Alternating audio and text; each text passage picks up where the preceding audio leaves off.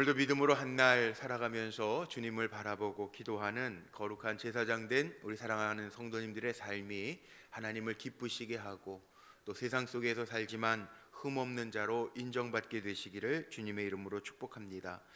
오늘 말씀의 제목은 이 12절 마지막에 있는 말씀 제목 삼아 봤습니다. 하나님께서 성별하신 관유가 그 위에 있음이니라. 관유라고 하는 건 기름입니다. 감람유를 가지고 기름을 붓죠. 누구에게 기름을 부었느냐? 구약 성경 전통에 보면 왕과 제사장과 선지자들에게 기름을 부어서 하나님의 사람임을 드러냅니다. 오늘날 누굴까요? 우리가 그런 표현 많이 씁니다. 찬양에도 그런 표현이 많이 나오죠. 성령의 기름 부으심. 성령 받은 우리들, 하나님의 자녀가 된 우리들이 바로 기름 부음을 받은 관유, 하나님께서 기름 부으신 구별된 백성이라는 거예요. 오늘 말씀의 제목이 제사장이 지켜야 할 규례라고 하는 제목이 붙어 있고, 제사장의 성결성, 시체를 만지지 말고 여러 가지가 나옵니다. 제사장 가정에 대한 정결도 나오고요. 그리고 제사장은 흠이 없어야 된다라고 하는 이야기가 나오죠. 우리들의 모습이에요. 그냥 제사장 그러면 오늘날 목회자들이 제사장이냐 그거 가지고 따지는 분들도 있긴 있는데, 물론 목회자들 교회 안에 리더고 또 이 성소를 지키는 사람들이니까 물론 당연한 거죠. 그러나 신약 시대에 오면, 구약 시대는 제사장, 선지자, 왕이 구분되어 있지만 신약 시대에 오면 이렇게 이야기하죠. 한번 찾아볼까요? 베드로전서 다 아시는 말씀이지만 베드로전서 2장 9절을 한번 좀 보시죠. 뒤에 보면 베드로전서 2장 9절 한번 볼까요? 379쪽에 있네요. 신약성경. 구약성경에서 찾으면 안 되고요. 베드로전서 379쪽 신약성경, 베드로전서 2장 9절 한번 보죠.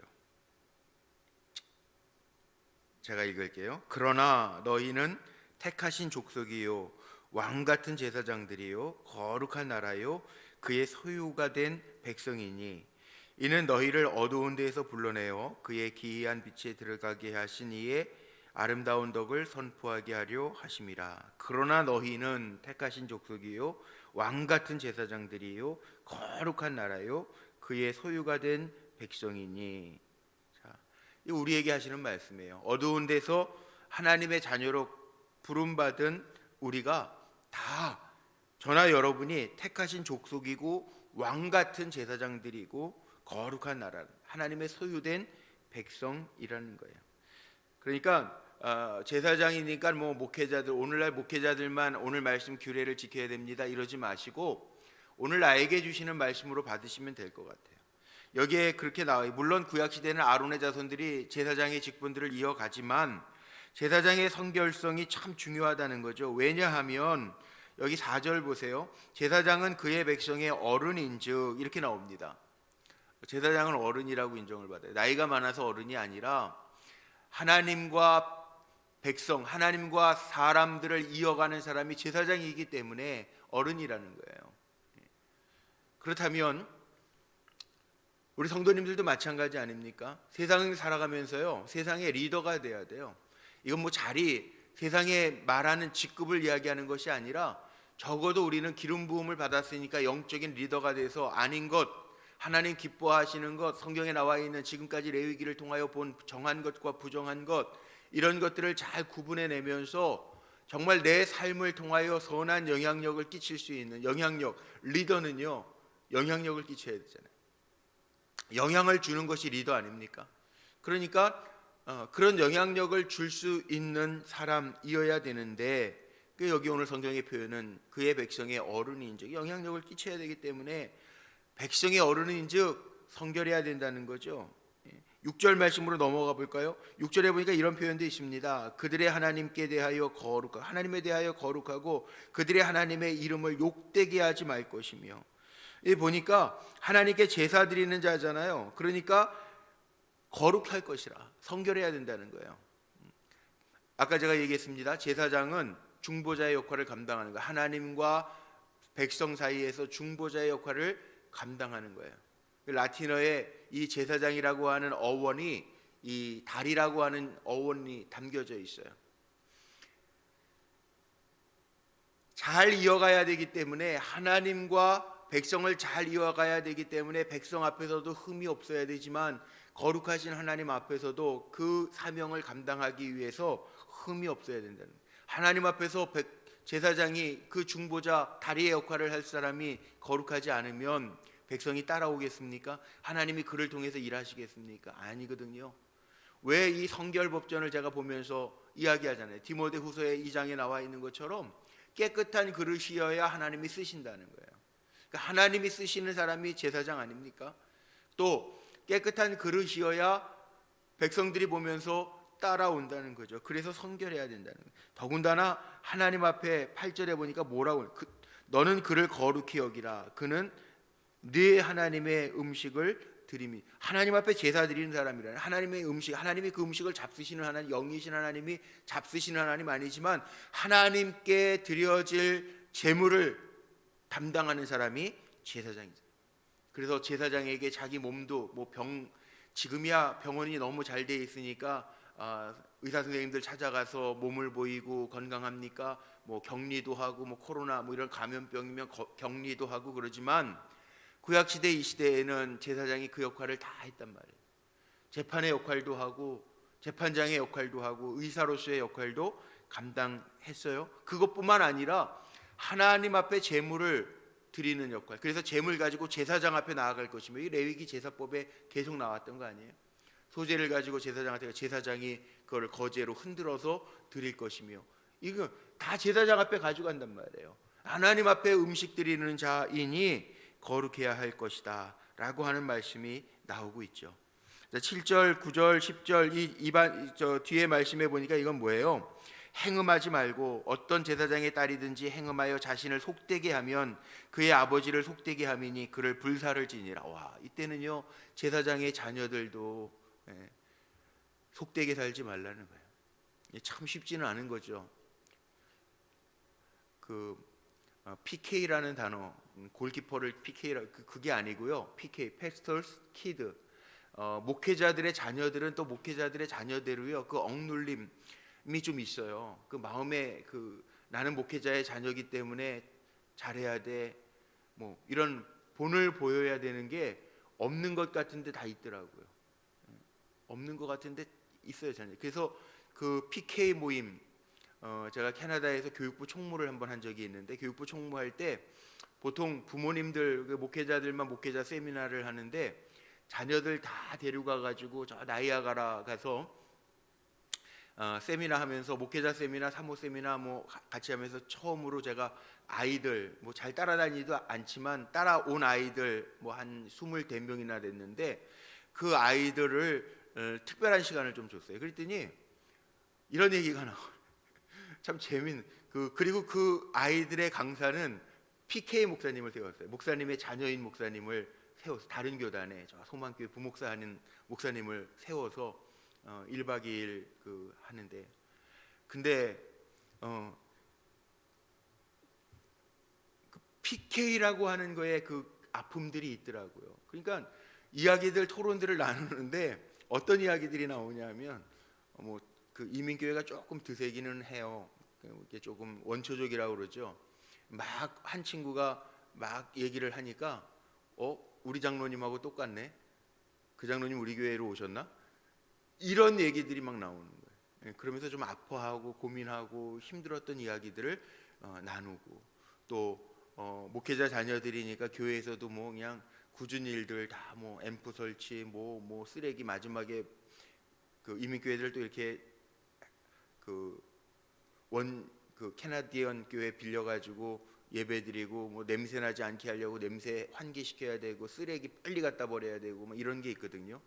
쓰레기 버리는 일들 보통 그거 하는 일 하고, 너도 그렇구나, 너도 그렇구나, 너도 그렇구나. 그런 일들이 있었어요. 그게 그렇잖아요. 보통 사람들하고 조금 다르죠. 근데 여기 성경에도 나와요. 그 제사장 딸이든지 뭐 딸만 그렇겠습니까? 자녀들이 다 이런 부분에 있어서 모범을 보여야 되니까. 그래서 심리학자들은 그런 얘기합니다. 저 상담 심리학자들은 목회자 자녀들에게는 그런 또 어려움이 있대요. 모 아니면 도. 그러니까 잘 커가지고 정말 모가 되든지 아니면 도다. 도길 간다. 정말 그거 싫어가지고 반항하면서 나가면 도길 된다라고 하는 얘기도 있어요.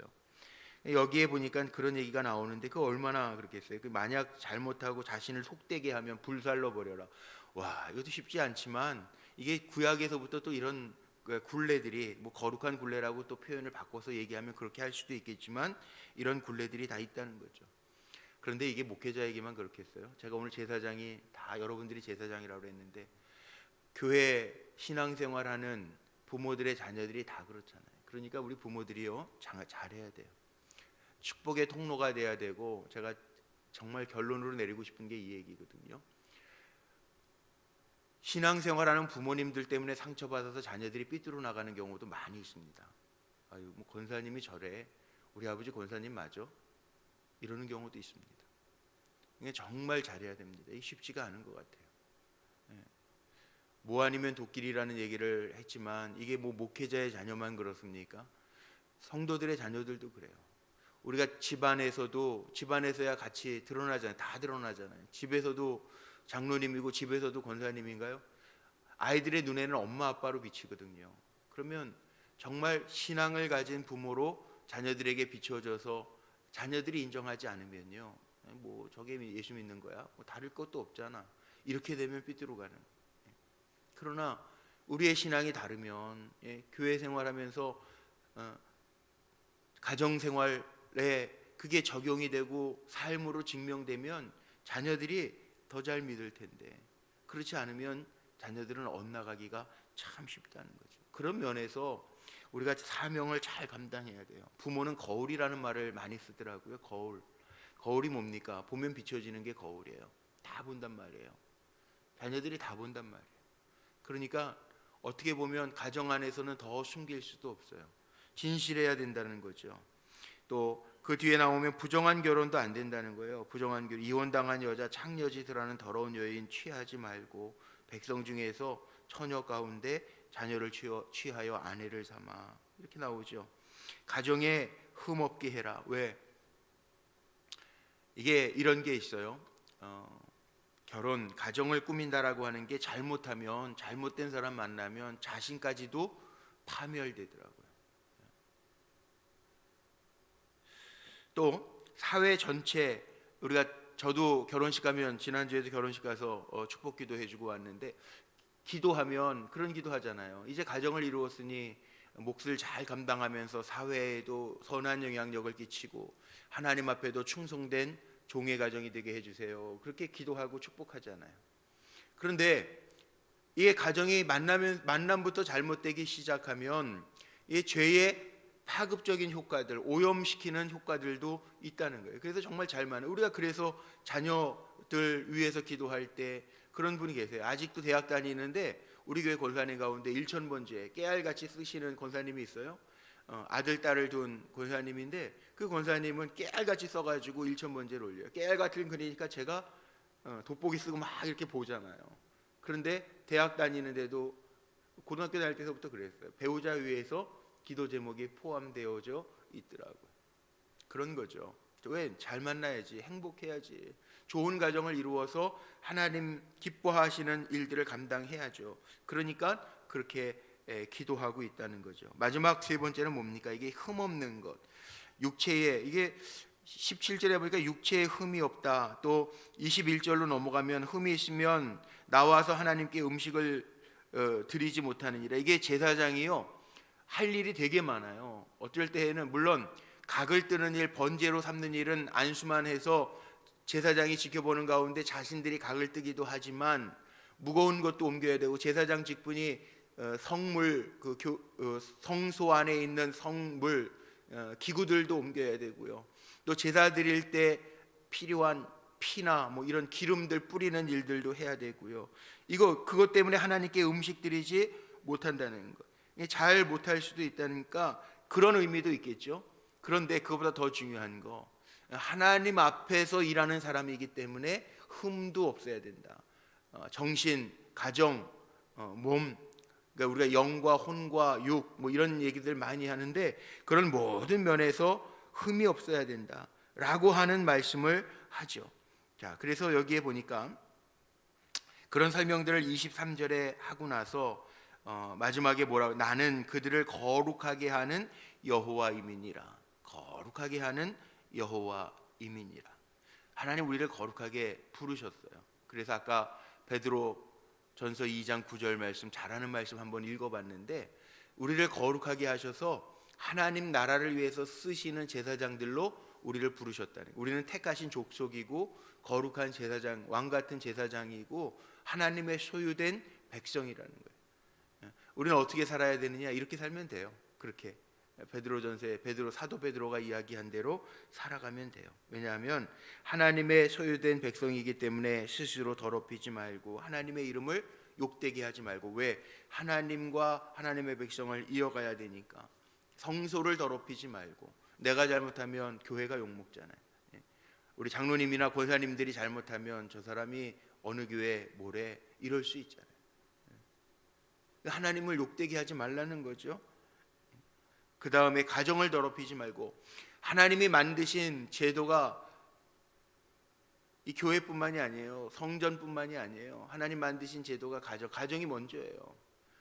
인류를 만드시고 사람을 만드시고 제일 먼저 만드신 제도가 가정이었단 말이에요. 그 성소나 가정을 더럽히지 말고, 또 하나는 우리가 영적인 불구 되지 말자. 어떤 분들은 요즘에는 그런 얘기, 오늘 금요일이니까 금요 철야 제가 오늘 말씀 전할 건데, 우리가 경계해야 할 신앙의 모습들이 있어요. 요즘 코로나19 코로나 그러면서 모든 게 다 변해가면서 뭐 여러 가지 이야기들이 들려지고 책도 나오고 막 그래요. 코로나 때문에 책으로 대박난 분들도 있더라고요. 그러나 한번 보세요. 우리의 신앙이라고 하는 게 병들면 안 되거든요. 경계해야 될 것들이 있거든요. 편안해지는 거, 제가 오늘 그 말씀 금요 철야 때 할 텐데, 새벽에 오셨으니까 개봉박도 기대하시라.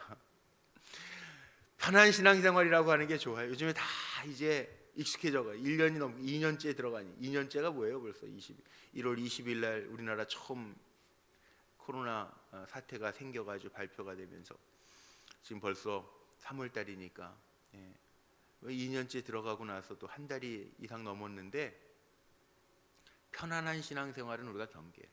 뭐 어쩔 수 없이 지금 상황이야, 감염이 이렇게 퍼져가니까 연약한 분들, 몸이 약한 분들 어쩔 수 없이 이런 방법 저런 방법을 택하지만, 이제 문제는요, 많은 학자들이 그렇게 얘기합니다.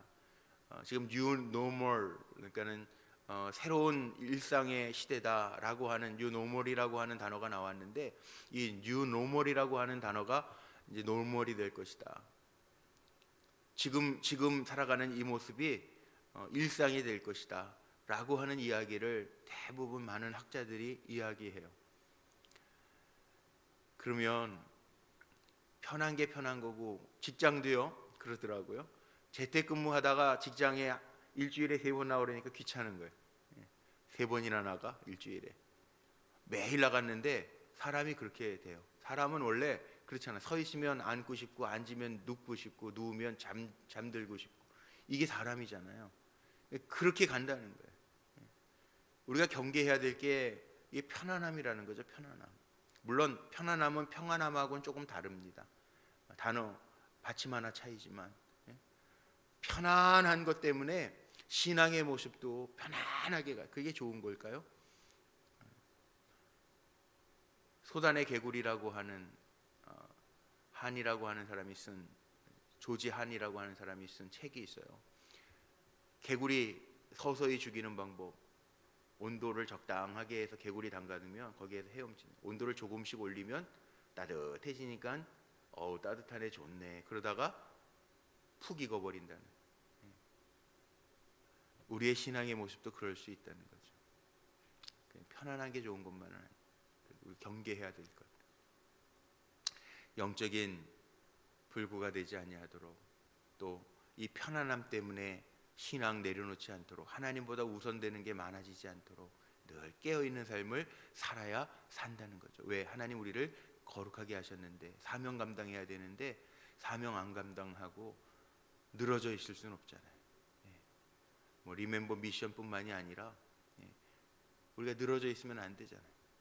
부지런히 사명 감당하는데, 오늘 제사장의 규례예요. 저와 여러분이 하나님 택하신 족속인데 그렇게 잘 쓰임 받는 귀한 종들로 승리하시기를 주님의 이름으로 축복합니다.